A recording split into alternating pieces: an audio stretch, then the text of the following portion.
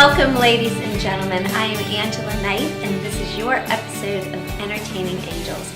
I am here in the beautiful home of Dedra+Faine. Dedra, thank you so much for being with us today. And welcome to my home. I'm so happy that you're here. Thank you. And I have to tell the viewers, okay. Dedra is just so beautiful. She is so sparkly. She has the best personality. Oh, and you are really gorgeous. Gorgeous for God's kingdom. And so thank you for being thank you. on our show. I'm excited. Yes, I am too. And viewers, I want to tell you that Dedra has flowers all over her home.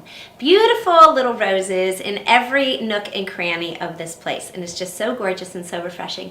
And today, we are going to talk about the gift of hospitality. Yes. Yes, because that is your God-given gift. Yes? Yes, it is. So, Dedra, I want you to start a little bit and just tell us, lead us in to what the gift of hospitality for the kingdom of God is. Well, the gift of hospitality for the kingdom of God is something that God gave to me, and over the years as an event planner, I've been an event planner for over 20 years, and it was something that was just tugging at my heart because I knew that I needed to do more to glorify God in my works.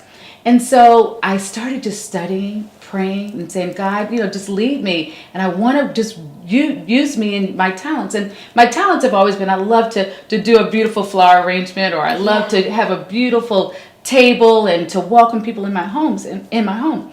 So as I started really researching and doing my studying, I found people in the Bible from Abraham to Lydia to Martha and Mary and all of a sudden the light bulb went off to me that there is a gift of hospitality, and God gave that to me, because sometimes when we look back and we say that, how can I serve? I know that these are the talents that you've given me. What can I do to serve? And so it was so beautiful to find that. And so from that point on, that has been my mission, and my teaching is to teach the gift of hospitality. And so it's a blessing. Oh my goodness. Now, when you said at the very beginning to glorify God in your works, you don't mean dead works. I just want to clarify that.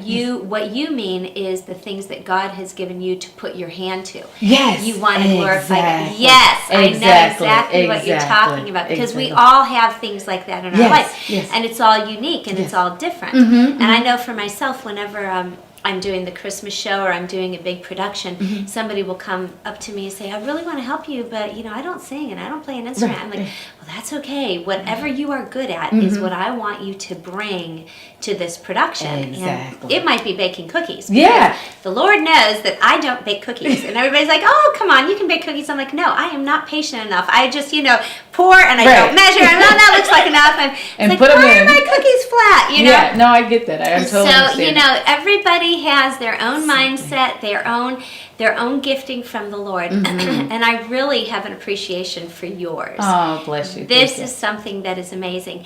Now, when we had lunch last week, which I loved having lunch with you, you talked about tradition. And you gave me your book, you signed your book, and you gave it to me as a gift, and I really cherish it, and I love all of the pictures. And so recently, let me just tell you this. Recently, when I have seen beautiful food in magazines or on the television, I take my phone and I take a picture so that I can copy it. Yeah. But your book is really beautiful. So tell me a little bit about that. Okay, this is my first book. It's called Celebrations from the Soul, an inspirational source book for personal entertaining. And so basically what I wanted to do, this was my first walk into just the hospitality realm. And it was, to me, it's like the first layer of yourself. And so what I wanted people to do is to first understand what your design style is. There's so many different design styles out there, and I just want to kind of help people through that process. And so you take a questionnaire in the book, and maybe it's, I have Grand Dame, I have Voyager, and I have all these different terminologies. Yes. Oh my God. That's because I made them up. But whatever. Oh, you did? Okay, but they're in the book, and so you take the quizzes, and then it's talking about your family traditions. Yes, I love that. And so from, and a lot of times in the book, I'm talking about as a child, or is there someone in your life that you can, when people are coming into your home, they can get a true sense of who you are.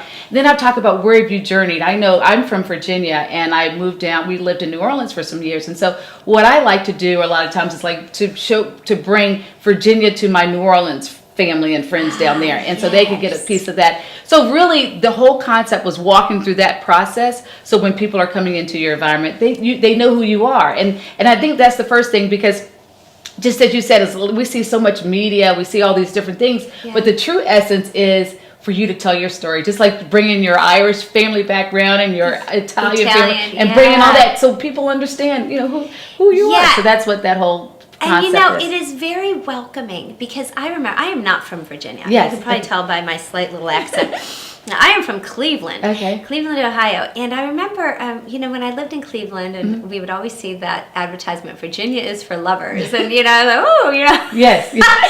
And then there's all of this, the Chesapeake Bay, and the next, neighbors with Maryland, and all the crabs, and the horse racing, and the Redskins. Yes, and, I just never thought that I could be a Redskins fan, because it seemed like so exclusive. Right. So when I came to Virginia, I remember thinking, I would love to eat crabs on a table with a paper on top.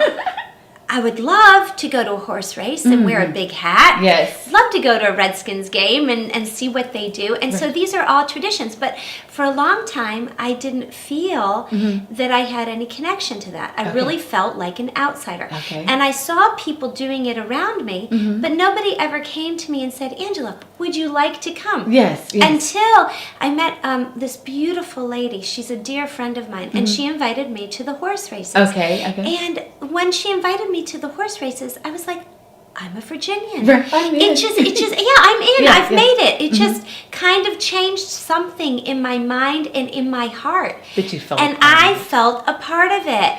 Yeah, and then, the whole thing, my sister married into the Bergman family, and they take us over and we eat crabs together. Yeah, so that's and it's just, nice. Yeah, and it's so different from my Italian traditions that I grew up with. Big, huge seafood dinner on Christmas Eve. But those are your family. That's beautiful stuff. Yeah, but now and then my husband is this huge Redskins fan, and so tell me, that is kind of like a ministry, right? Off camera, we were talking about that. How you can use that for God. You can. You can. And so it's so many different. I'm just going to go kind of backtrack on that, because two things is that I learned this because being a transient person, because we moved from Virginia, and my family is here. We're just from generations. We're from the Northern Virginia area, and so having to move down to New Orleans and being the new person, but what I loved about the people of New Orleans is that they were the most gracious people. They invited our families into their home.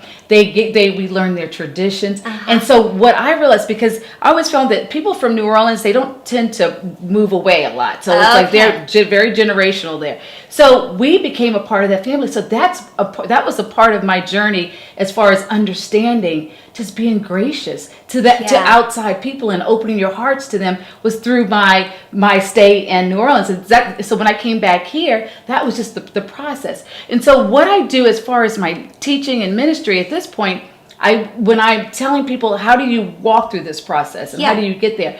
And it's like, I want people to, first you have to look at your heart. And going within your heart and understanding that you need to be aware of people around you. It's the most simple things. It's like greeting someone in the store, or opening, how you're a new mom and you're walking with that stroller and you just need someone to help you. And not only to help you open the door, but to say, have a wonderful day and your baby is so beautiful. Just kind of giving you those encouraging words to keep going. So it starts with the little things and then it grows. And so I say to start there with your heart, then you go into your home, and it's creating a home and space where you're nurturing for the home dwellers, all the people that are living in there, and taking that time out. I always say that so many things are done around a table. And we can minister to our children, even if you have roommates or what have you, just coming around that table at certain points throughout the day, just to share, to pray, to bring the light of Christ at that moment. When I did my first book tour, when I was out there, I was talking about hospitality, and we found that. And after I was doing a book signing, and this mom came up to me. She says, Dedra, she says, I'm so blessed by your message. She says, but my problem is that we have so many different schedules. We can't seem to get to the table at any time during the day, and we get home like at 9 o'clock at night. So, we sat there and we prayed on it, and we decided, you know what? At 9 o'clock, there's still an opportunity for you. Come together and have late night snacks or have dessert or something. So you're all just coming together, and you can get that time, because we live such busy lives today. And as my kids are older now, they're gone out of our nest before we know it. So we have to take that time. So then I figure once we really nurture the home dwellers and teaching them and praying with them as far as hospitality is concerned, then that gives them the courage to go outside the house into their community to be good hospitable stewards and helping and doing different things within the community. So it's a 3-step process, but it's a wonderful ministry that I'm just walking in and honored to be the vessel and be that person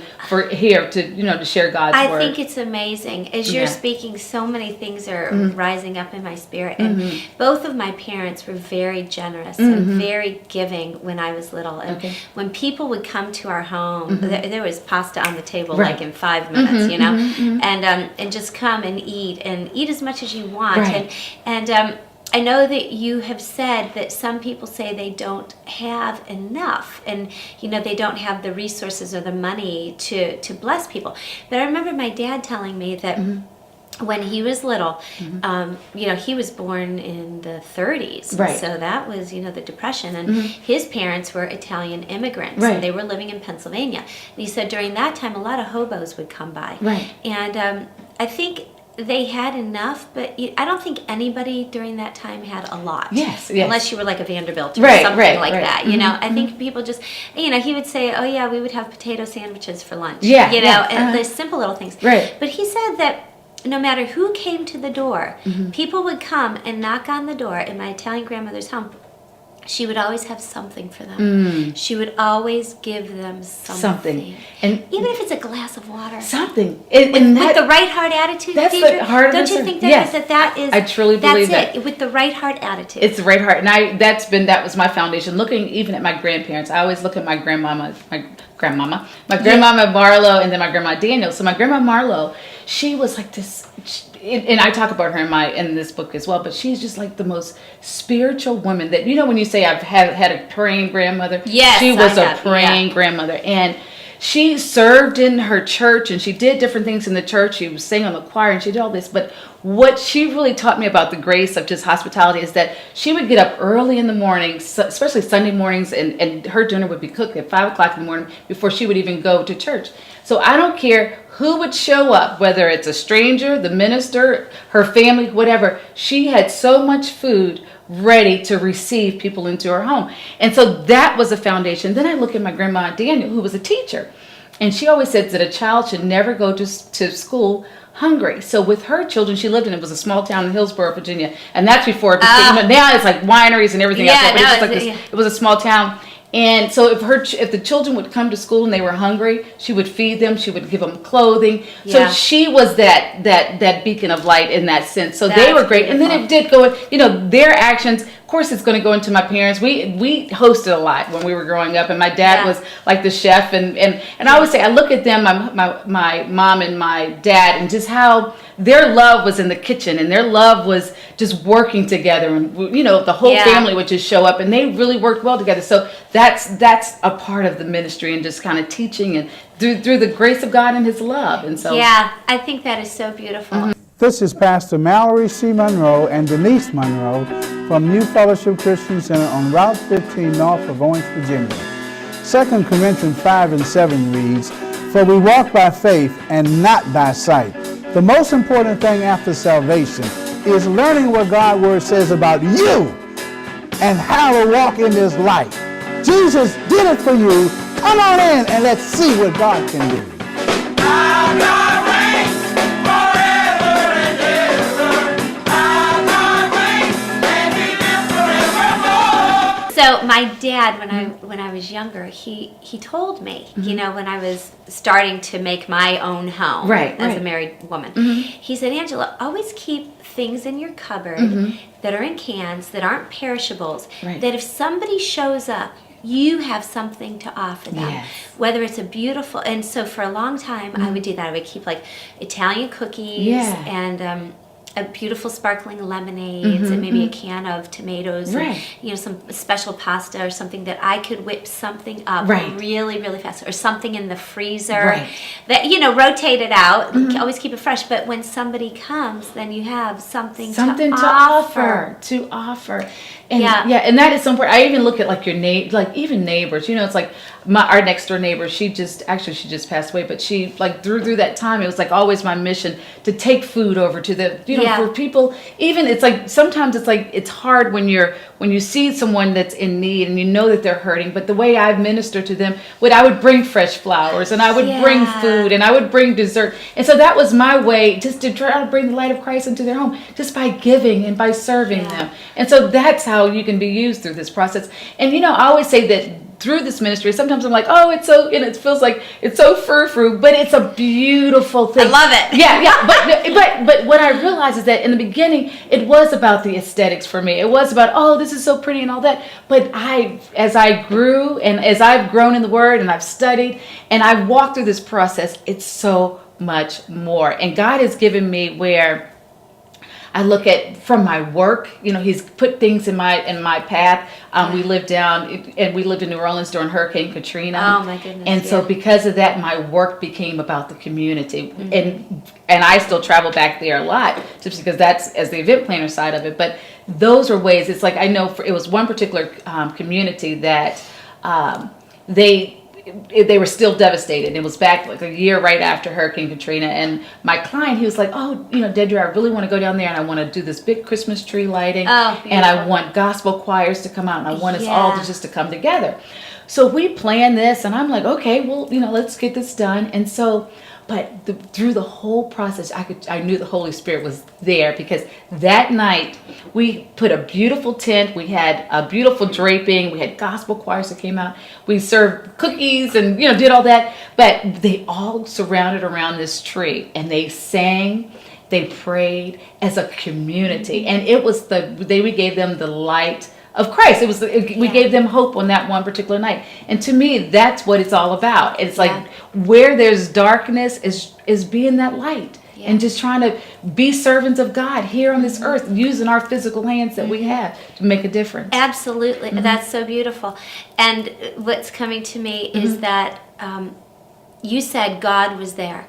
Because if we invite God into any place, into any situation, He's going to come. Yes. So I'm having the realization that we as human beings need to be hospitable to the Lord. Yes. We need to be hospitable to Jesus and to the Holy Spirit. Yes. Just like we would invite somebody into our home, we need to invite the Holy Spirit into our heart. Yes. We need to be kind and hospitable and loving.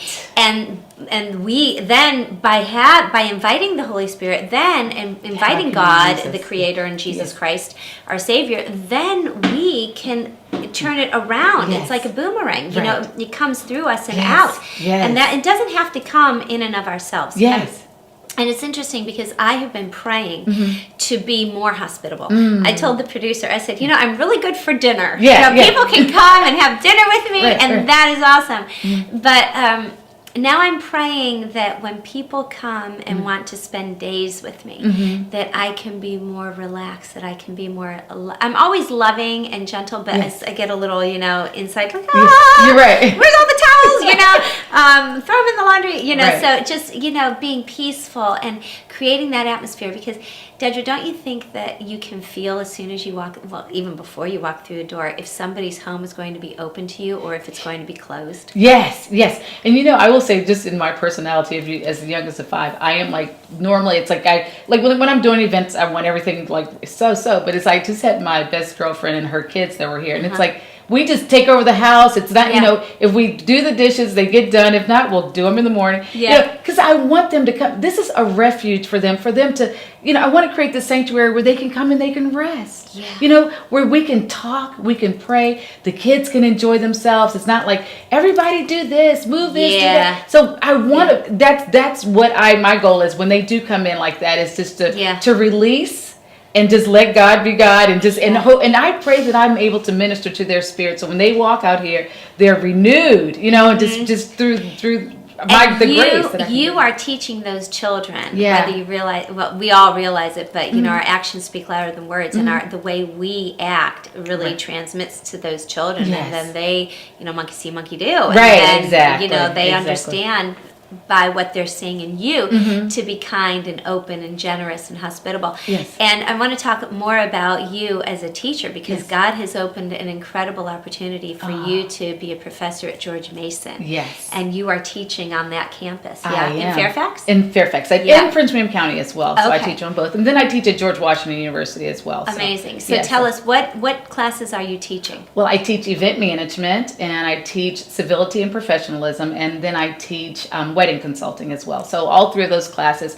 I just started teaching in the last 2 years the civility class, and that has, you know how you know That's when kindness. yes, kindness. That's being nice to people. That's being nice to people, and Why do we have to teach that? Look, but no, what happens I is know. okay. So it's the goal. It's basically the golden rule. It's like treat people the way that you would like to be treated, and it's all those little pieces of it. But it's funny. Sometimes we all have hopefully we come from a foundation where we know to be courteous, we know to be respectful of others, we know to be attentive and aware of others. But sometimes we forget, and so our goal is to really prepare these students as they're going out into the workplace and just to the world. But where I've seen the biggest blessing in teaching this class is that my students, they are saying, Professor Faine, my life has been changed, because guess what? Before I started taking this class, they put their earphones on, they're so disconnected with everyone.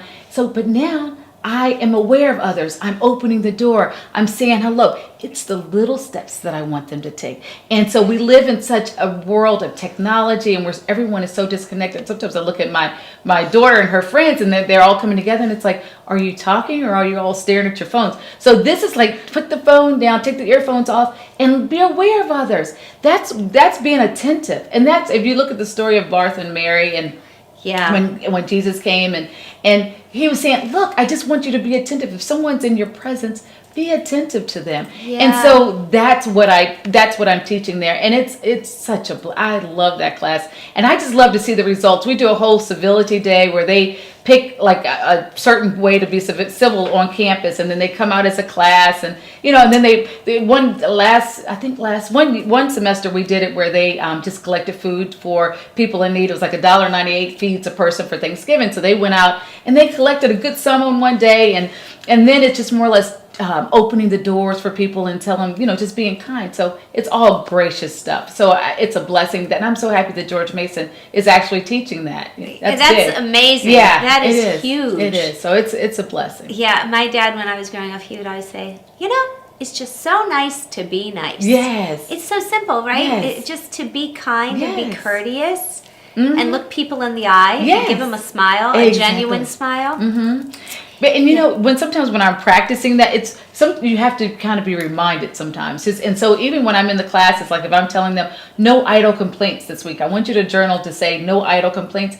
And that puts me back into perspective, because you know what, we're human. I'm going to have an idle complaint every now and then. So, but it just kind of reminds me, just kind of be in God's grace, and not in the I'm suffering mode, but be in I'm in the victory mode, and that's what I like to walk in. So That's great. Mm-hmm. Yeah, and it's a hard attitude. Yes. How are you going to walk through life Yes. being grateful, being complaintive? Yes. Yeah. Yes. Now I want to talk about your new book Okay. that is coming up. Okay. Tell me a little bit about that. It's called Hospitality, A Breath of Grace. And this is, like I said, my first book, Celebrations from the Soul, was really like the first layer. Okay. Looking at the first layer. And so now we're uncovering. And what I do is, like, you go through this process. I call it prayer, practice, and pen. So first we talk about your heart. And I give you ways, and through prayer, through my personal stories, and then I'll give you something to practice. Okay. So, and then you'll go and you'll journal it.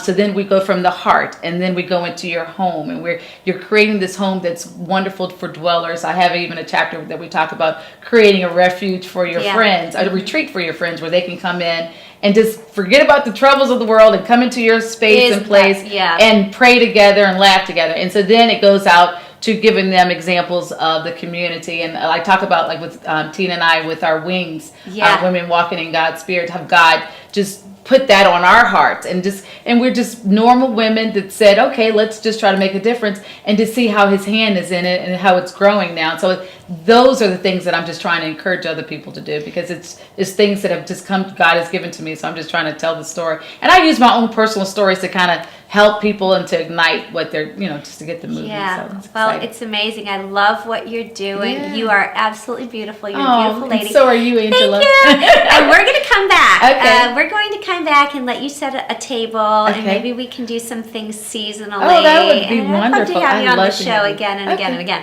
Okay. So, Tina, I'm calling you Tina. It's Because okay. you mentioned Tina. No, I know, We Tina had lunch works. with Tina, last week. But Dedra, Yes. thank you again for Aw. being on the show. How can people get your book? They can go for Celebrations from the Soul. They can go to Amazon.com. It's on there. And then Hospitality, A Breath of Grace will be coming out in October 2014. Okay. And they can go to my website, which is Celebrations from the Soul. And I also have a blog, which is celebrationsfromthesoul.blogger.com. Okay. All right. A lot of different ways to Yeah. find you and all of the beautiful things that you're And doing. I'm out here. So. Okay. All Thanks for right, coming, Miss Dedra. Angela. Thank Okay, you. thank you for having me. Ladies and gentlemen, thank you so much for joining us for this very uplifting and sunshiny episode of Entertaining Angels. Until next time, God bless you and God keep you.